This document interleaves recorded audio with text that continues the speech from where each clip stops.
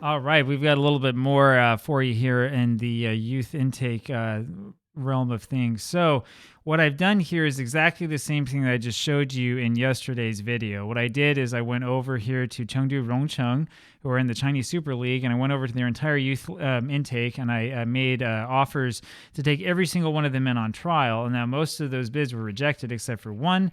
That was this one for Li Yue. We go take a quick look at Li Yue. What do we see here? He's got a professional personality, and he has the ability to improve a lot in the future. Plays a position that we don't play, but it's okay. We can retrain him to play up there. No problem at all. And so what we're going to do is we're going to approach the sign and see if we get him to sign right away. And so we finalize the promise and see there's no agent fee, nothing there to worry about. We'll even offer him a little bit more.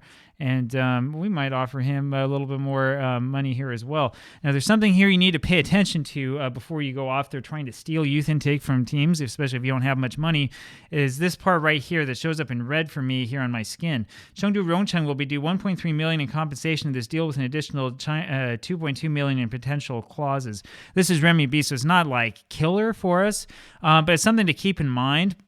So if you are very, very aggressive about doing this, especially with a club that doesn't have that much money, it will work.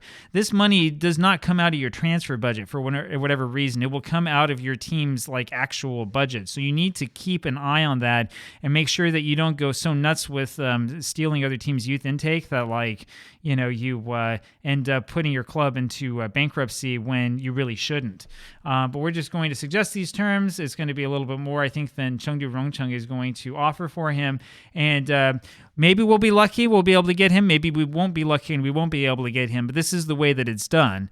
And so this player who was just generated by the game now could be poached by us right away, like the day after he was generated. Now you can see, so this is Xinjiang, the Tianshan Leopard team.